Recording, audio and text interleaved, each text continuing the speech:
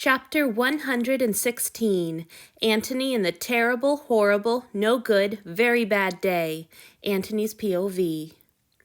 Antony came back to himself, immediately conscious that his head was no longer on Hanyu's lap.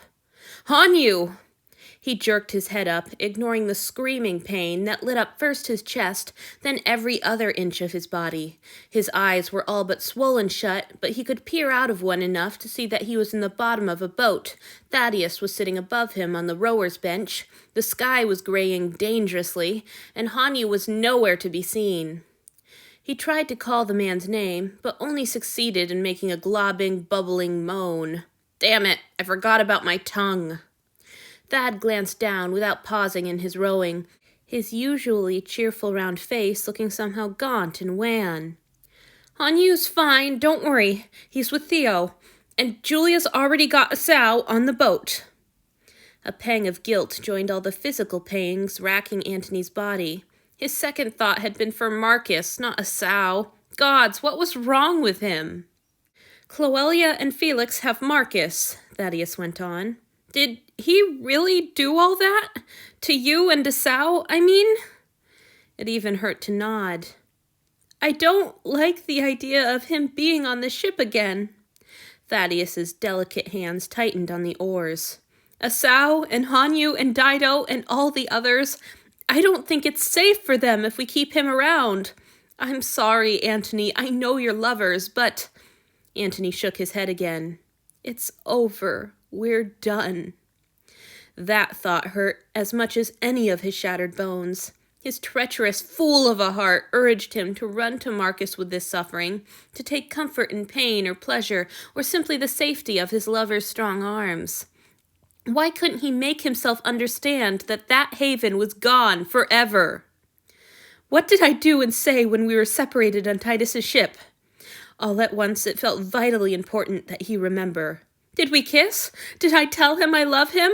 I'll never have that chance again. Did I waste my last opportunity?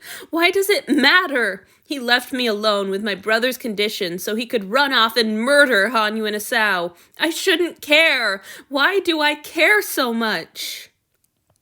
Antony couldn't restrain a soft moan. Thaddeus squinted at him. "I don't understand," he said. "Are you saying you'll let Marcus stay on the ship?" That was a question Antony hadn't even thought of, though now he saw that he would need to. He couldn't even consider it at the moment.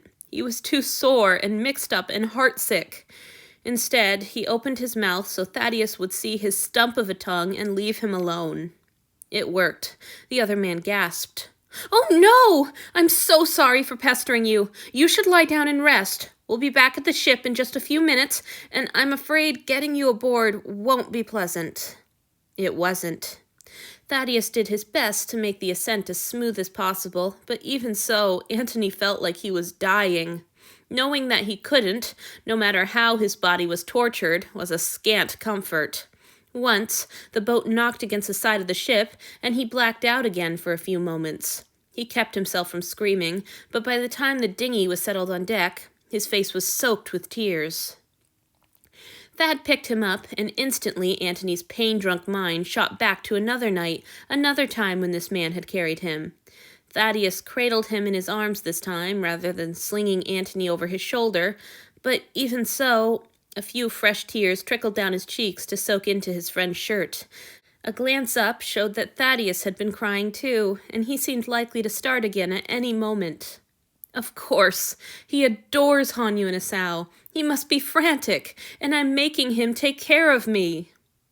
Other vampires clustered around them as they disembarked, filling the air and Antony's head with a cacophony of frantic questions that he was far too dizzy and stupid with pain to understand, let alone answer.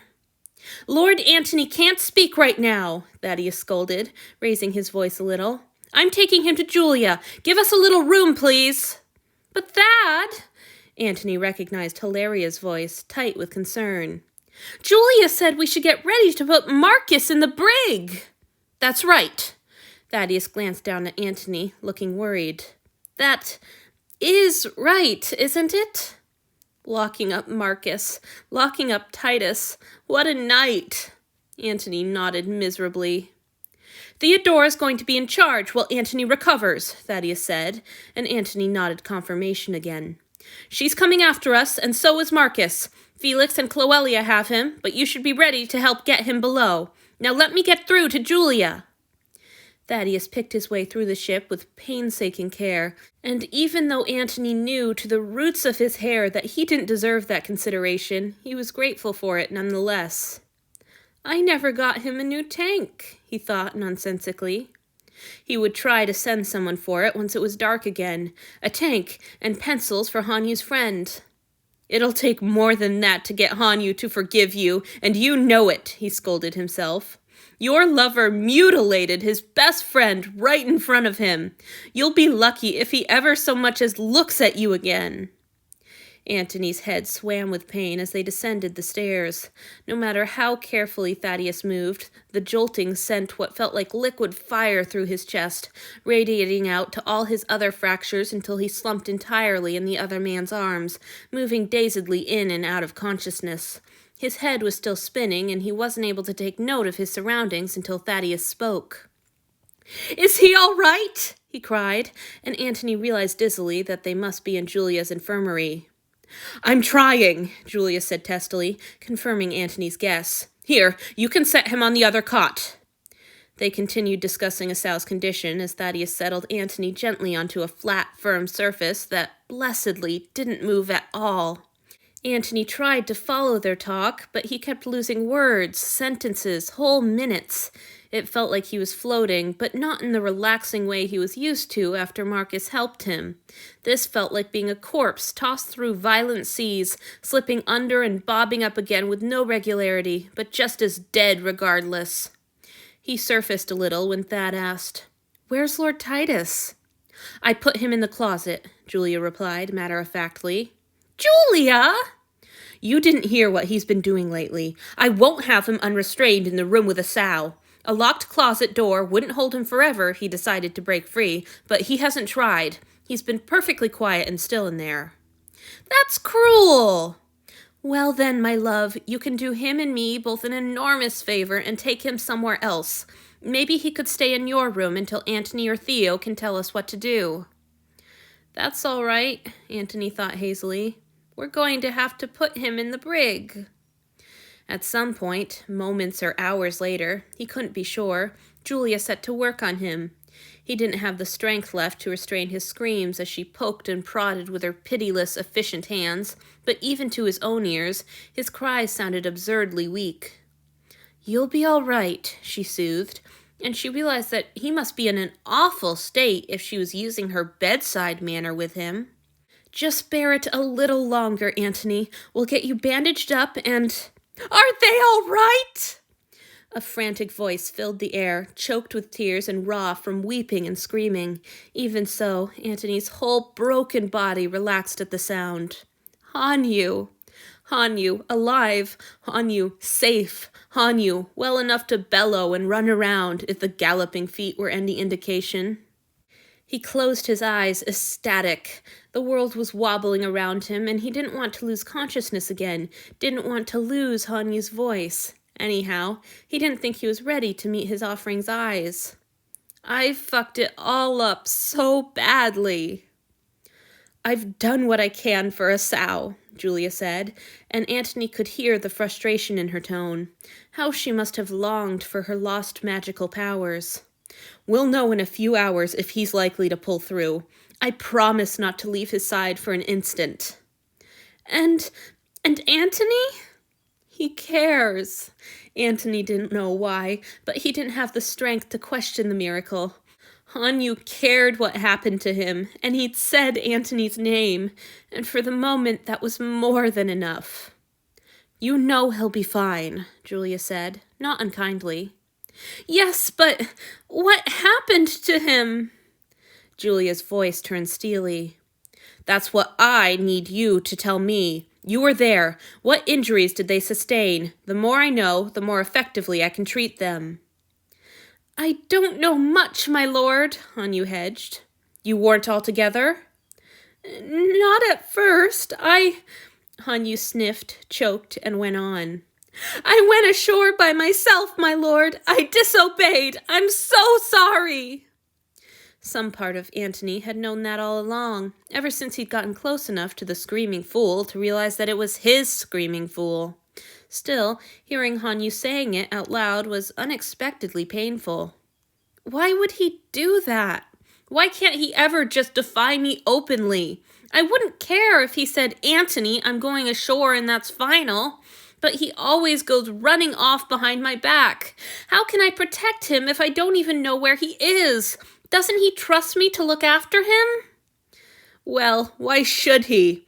I was no match for Marcus. If it weren't for Theo and Felix, Hanyu would be dead right now, and there'd have been nothing I could do about it. I don't deserve his trust. Julia sighed, breaking Antony from his doleful reflections. There's tissues on that shelf, boy. Help yourself. I don't give a flying fuck if you disobeyed. What I care about is what happened next. Asao didn't sneak off with you, did he? Of course not!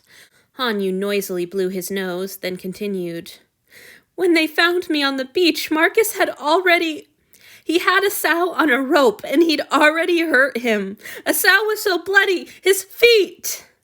Marcus must have taken him right from our rooms. Why in the world didn't the poor man kick up a fuss? Surely the ship wasn't as empty as all that. The thought was followed by a fresh wave of guilt. It wasn't Asao's job to make sure he was safe. It was Antony's. He should have been there to protect them. He had a duty to Hanyu and Asao, and a duty to his brother, and in one night he had failed everybody. I've cleaned and bandaged his feet, the healer assured Hanyu. If he can make it through the blood loss, there shouldn't be any permanent damage. That's good. Hanyu's disconsolate tone didn't match his words. There were also injuries to his upper thighs. Julia bit the words off, sharp and angry. They'll heal up as well. I need to know what happened after they joined you. Marcus dragged him over the rocks some more, replied Hanyu. Then, once Asao stabbed his foot, Asao did what? Antony was shocked as well, through the muzzy veil of pain that lay over his brain. He never would have suspected that meek, submissive little Asao had it in him. Now that he thought about it, though, Marcus had definitely been favoring his right foot as they fought. Hanyu was only too happy to tell of his friend's daring do. He pretended to just be kneeling, and he stabbed him with his shark tooth. It was amazing! I should say so, Julia agreed, voice warm with pride. Thad was right about that man all along. Her tone quickly sobered. But I imagine Marcus was less than pleased. He strangled him, my lord, Hanyu whispered. He pulled Asao up by the rope so it was hanging him, and then he took his knife and slashed up his face, and he... His eye, Julia supplied, grim. Yes. Can you save it, my lord? Hanyu pleaded. Nothing left to save, I'm afraid, but I've cleaned the area. As long as we could keep it from getting infected, he should be all right. When Asao stopped kicking, Marcus dropped him on the rocks, whispered Hanyu, and he sounded so haunted that Antony yearned to put his arms around him and protect him from everything. A fine job you've done of that asshole. Did you see how he fell? Julia asked. I think he landed here? That's good to know. I'll look for fractures. Thank you, Hanyu. What happened next? Next? Hanyu sniffled. Antony came. He saved us. The worshipful note in his voice was worse than the anger Antony had expected. How could Hanyu not blame him? How could he talk like he was some hero, Julia's exploring fingers pressed his sternum, and the world flickered out in an overwhelming gush of pain that bled into blackness. When Antony came to, he heard voices weeping. He couldn't seem to open his eyes, but after a moment he identified Hanyu and Thaddeus. Oh no! Asao was dead. Antony had been too late. He'd failed the man one last irrevocable time, and there was nothing he would ever be able to do to make it up to either Asao or Hanyu. Everything was ruined, was utter desolation. Honestly, you two. Julia was trying to sound exasperated, but Antony could hear the fond smile in her voice. This is good news. I know, Thaddeus sobbed. I was just so scared, Hanyu cried. Thank you, my lord. Oh, hush, Julia scolded. Now look what you did. You scared poor Antony half to death. He's awake?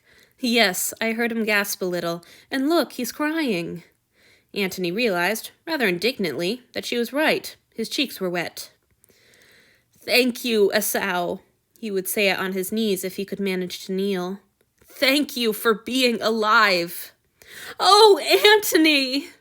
A hot, sweaty, living hand clasped his, and Antony could have been a fucking saint for all his many centuries, and he still wouldn't have deserved the bliss of feeling Hanyu's palm against his own.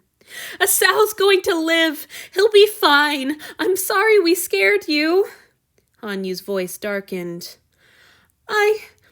I'm so sorry for all of this. I never should have disobeyed you, my lord. I don't deserve... His words were lost in a sob so mournful that Antony could all but feel his own heart cracking open. Hanyu's grip loosened, and he started to pull his hand away. Antony tried to open his eyes, but he couldn't. He couldn't even open his mouth to tell the man not to be stupid. But then, he couldn't have formed the words even if he had. All he could do was tighten his grip ever so slightly on Hanyu's hand. Don't go. This time, Hanyu obeyed. His hand was the last thing Antony was aware of before he tumbled once more into sleep.